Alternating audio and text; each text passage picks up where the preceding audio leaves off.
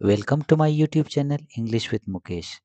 और आज की इस वीडियो में हम लाइन बाय लाइन एक्सप्लेनेशन करेंगे एक बहुत ही फेमस पोएम को, जिसका टाइटल है stopping by woods on a snowy evening. एक बर्फीली शाम को स्टॉपिंग बाय वुड्स किसके द्वारा रोका गया?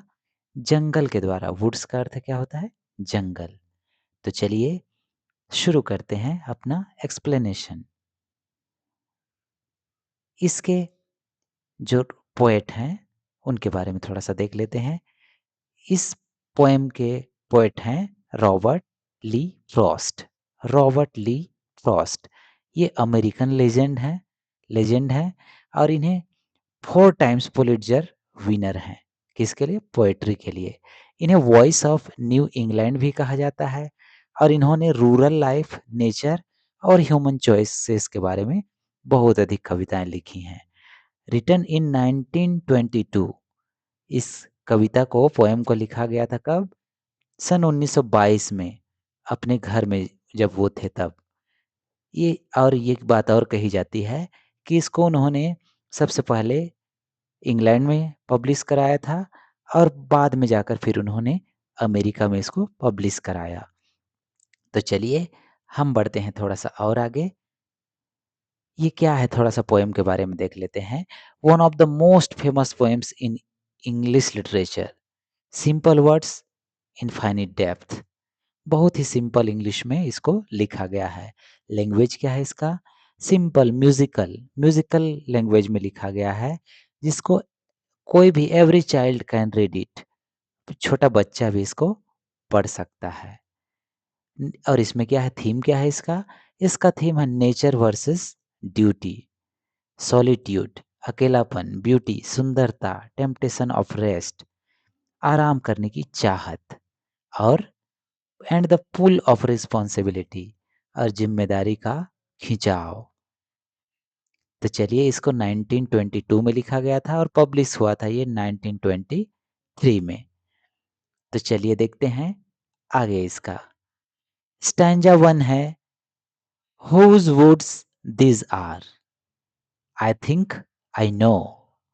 His house is in the village, though he will not see me stopping here to watch his woods fill up with snow. Whose woods these are? ये किसके जंगल हैं? I think, मैं सोचता हूँ। I know, मैं जानता हूँ। Whose का अर्थ क्या होता है? किसके या जिसके। तो किसके जंगल हैं ये? मैं सोचता हूँ और मैं जानता हूँ। His house is in the village. उसका घर कहाँ है? गांव में है। हालांकि, दो का अर्थ क्या होता है? हालांकि। हालांकि उसका घर, जिसका भी ये जंगल है, उसके मालिक का घर कहाँ है? इन द विलेज, गांव में है। अब देखते हैं, he will not see me stopping here. He will not see me, वह मुझे नहीं देखेगा। स्टॉपिंग हियर, यहाँ रुकते हुए। कौन नहीं देखेगा? जंगल का मालिक। To watch his woods fill up with snow. अपने, मैं क्या कर रहा हूँ? उसके जंगल को वॉच कर रहा हूँ, देख रहा हूँ, जो कि फिल अप विथ स्नो। क्या से फिल अप हो गया है? भर गया है। स्नो से, बर्फ से भर गया है। तो चलिए अब हम बढ़ते हैं नेक्स्ट स्टैंजा की ओर। Stanza 2, the question.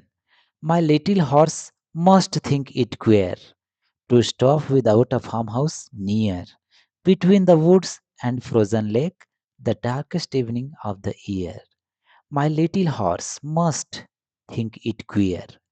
मेरा जो छोटा घोड़ा है, वह जब पक्का सोच रहा होगा क्या? It queer. क्वियर का अर्थ क्या होता है? अजीब, strange, insane. To stop without a farmhouse near. मैं जो यहाँ रुक रहा हूँ, स्टॉप कर रहा हूँ, विदाउट अ फार्म हाउस, यहाँ पर कोई घर भी नहीं है, फार्म हाउस भी नहीं है पास में, नियर में, और मैं यहाँ पर रुक रहा हूँ। तो मेरे जो छोटा घोड़ा है, वो पक्का, इसको क्या लग रहा है? अजीब लग रहा है कि मेरा मालिक यहाँ क्यों रुक रहा है, जबकि यहाँ कोई फार्म हाउस भी नहीं है। Between the woods and frozen lake, कहाँ पर मैं रुका हूँ? बिटवीन द वुड्स, जंगल के, और फ्रोजन लेक, जमी हुई झील के बीच में, इस यहाँ पर पिक में आप देख सकते हैं पीछे एक जमी हुई झील है और यहाँ जंगल है। तो मैं जंगल और जमी हुई झील के बीच में जो रुका हुआ हूँ, तो ये मेरे घोड़े को अजीब लग रहा है। The darkest evening of the year. और ये जो शाम है, ये जो रात है, वह इस साल की सबसे घनी काली रात है, घनी शाम है, अंधेरी शाम है। तो चलिए बढ़ते हैं नेक्स्ट स्टैंजा की ओर। Stanza 3। He gives his harness bells a shake to ask if there is some mistake. The only other sound is the sweep of easy wind and downy flake.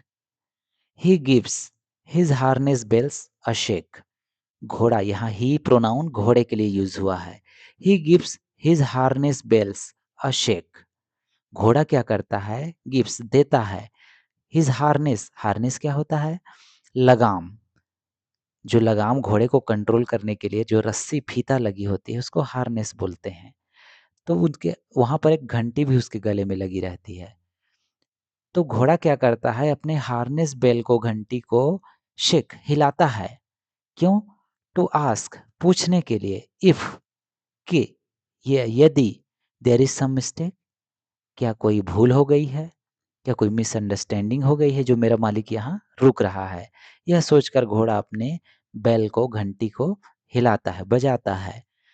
The only other sound is the SVEEP. और दूसरा जो घंटी के अलावा दूसरा जो sound है, दूसरी जो आवाज है, वो किसकी है? स्वीप की है।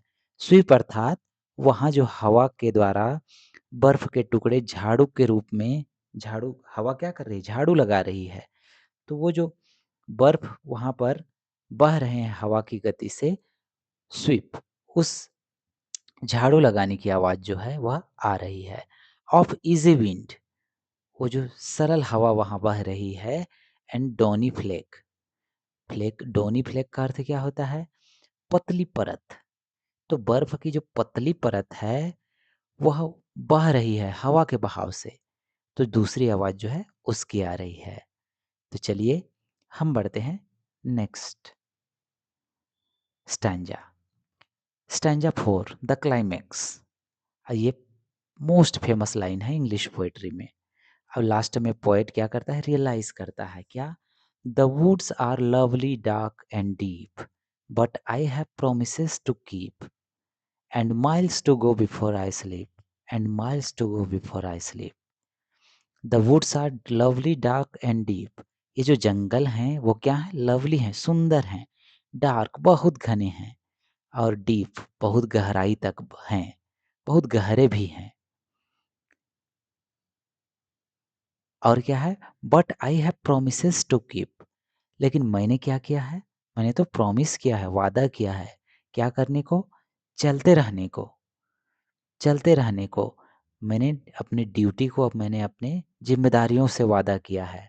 ये जंगल तो बहुत सुंदर हैं ही, इन्हें मैं रुक कर देख ज़्यादा देर नहीं सकता, क्योंकि मैंने अपनी ज़िंदगी से, अपने जीवन से, जिम्मेदारियों से प्रॉमिस किया है कि मैं आगे बढ़ूँ, उनको भी कंप्लीट करूँ। And miles to go before I sleep, and miles to go before I sleep. और मुझे सोने से पहले मीलों तक की यात्रा करनी है। यहाँ पर ये मेटाफॉर यूज़ हुआ है। यह मेटाफॉर इसलिए यूज़ हुआ है कि यहाँ पर सोने का अर्थ केवल सोना नहीं है, पूरी गहरी नींद में सोना है, जीवन का समाप्त हो जाना है। तो हमें अपने डेथ से पहले, वो जो फाइनल स्लीप है, डेथ वाली स्लीप है, उससे पहले माइल्स टू गो, बहुत लंबी यात्रा करनी है, बहुत सारी जिम्मेदारियां निभानी हैं, बहुत सारे कार्य करने हैं। तो ये केवल एक सेंटेंस नहीं है, इसका अर्थ बहुत डीप है। एक और बात बताना चाहूँगा आपको कि जब हमारे इंडिया के जो फर्स्ट प्राइम मिनिस्टर थे, पंडित जवाहरलाल नेहरू, उनकी जब डेथ हुई, तो उनके डेथ बेड के पिलो के नीचे एक कागज पर एक कविता लिखी हुई मिली थी। और ये 4 पंक्तियाँ, इसी 4 पंक्तियों को पाया गया था। तो इससे इसकी पॉपुलैरिटी का अंदाज़ा लगाया जा सकता है। एम्फेसिस क्या है? Why repeat last line? Poet ने लास्ट लाइन को रिपीट क्यों किया है? क्योंकि उन्होंने एम्फेसिस दिया है, जोर दिया है कि इसको ड्यूटी ओवर डिज़ायर, कि हमारी ड्यूटी जो है वो हमारी जो आकांक्षा है, इच्छा है, हसरत है, आरज़ू है, उससे कहीं बढ़कर है। वह देखना तो चाहता है जंगल को, लेकिन उसकी ज़िम्मेदारियाँ उसको वहाँ रुकने नहीं देती हैं। ठीक ऐसा हमारे जीवन में भी होता है। हम अपनी ड्यूटी के लिए त्याग देते हैं किसको? अपनी डिज़ायर को, अपनी इच्छाओं को। तो चलिए और बढ़ते हैं इसमें। यहाँ पर हम पूरा सभी स्टैन्ज़ा को एक साथ देख सकते हैं। आपकी रीडिंग के लिए यह बहुत ज़्यादा बेटर है। चलिए इसको आप स्क्रीनशॉट करके या पॉज़ करके भी देख सकते हैं। अब मैं बढ़ता हूँ अगले पेज पर। ये सिंपल इंग्लिश है और व्हाट डज़ इट मीन? देखिए, इसका वैसे तो पोएम बहुत छोटा है, लेकिन इसका बहुत गहरा अर्थ है। Traveller stops to admire beautiful snowy woods, filling up with snow at dusk. तो जो गोधूली बेला होती है, शाम का समय जो होता है, उसमें जो यात्री है, ट्रैवलर, पोएट है, वह स्टॉप्स, रुक जाता है, एडमायर करने के लिए, प्रशंसा करने के लिए, किसकी? ब्यूटीफुल स्नोवी वुड्स, जो सुंदर बर्फ से भरी हुई भरा हुआ जो जंगल है, उसको। अट्रैक्टेड टू पीस रेस्ट, और यहाँ पर जो the lovely dark deep woods हैं, वो क्या करते हैं? आंतरिक जो आराम है, राहत है, उसको महसूस कराते हैं। रिमेंबर्स ड्यूटी, और साथ ही साथ हमारे प्रोमिसेस, जो ड्यूटी है, रिस्पॉन्सिबिलिटीज़ है, वो जो गांव में हमारा इंतज़ार कर रहे हैं अपने घर पर, उसका बोध कराता है। लाइफ मस्ट गो ऑन, इसका एक और बेहतरीन मैसेज है कि miles to go before I sleep, हमें चलते रहना है, चलते रहना है और चलते रहना है। हमें अपने कमिटमेंट जो हमने वादा किया है, उसको ज़्यादा प्राथमिकता देनी है, उसका चयन करना है, सिलेक्शन करना है, ओवर टेम्पटेशन, जो हमारी चाहत और इच्छा है, उसको त्याग कर। तो चलिए आगे बढ़ते हैं। पोएटिक ब्यूटी क्या क्या है इसमें? राइम स्कीम है friends, A A B A, B B C D C और D D D D, last line में, लास्ट स्टैंजा में। इलिट्रेशन क्या क्या है? हुज वुड्स, ये अलिट्रेशन है, वॉवल कॉन्सोनेंट साउंड का रिपीटेशन है। साउंड स्वीप, ये भी अलिट्रेशन है। Personification, horse thinks it queer, देखिए हॉर्स को क्या है? एक पर्सन के तौर पे प्रस्तुत किया गया है। वह भी सोचता है कि यह मेरा मालिक कहाँ रुक रहा है।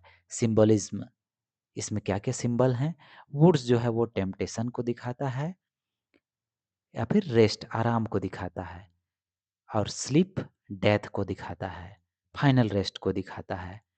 और माइल्स, माइल्स टू गो जो लिखा है हम यहाँ पर, वो लाइफ के ड्यूटी को दर्शाता है। रिपीटेशन क्या है? And miles to go before I sleep, ये इम्फेसिस करते हैं, जोर देते हैं। चलिए अब हम आते हैं नेक्स्ट पेज पर। Miles to go before I sleep, इसका बहुत गहरा अर्थ है। ये क्या है? Duty over desire. इन्होंने जंगल की तारीफ की, लेकिन अपने प्रोमिसेस को भी, रिस्पॉन्सिबिलिटीज़ को भी पहले प्राथमिकता दी है। लाइफ इज़ कंटिन्यूअस जर्नी, यहाँ पर माइल्स टू गो क्या है? एक मेटाफर है, जिसका अर्थ क्या है? लाइफ एक लगातार चलने वाली यात्रा है, सफ़र है। बैलेंस इज़ विजडम, हमें क्या करना है? नेचर की शांति को भी देखना है, उसका भी आनंद लेना है, लेकिन हमें रुकना नहीं है। हमें उसका भी आनंद लेना है, एन्जॉय करना है और जीवन में आगे बढ़ना है। Thank you for watching, and इस वीडियो को यदि आपको पसंद आई होगी तो इसको लाइक करें, शेयर करें और इस चैनल को सब्सक्राइब करें। फिर मिलेंगे एक नई वीडियो के साथ, तब तक के लिए keep learning English. Thank you so much.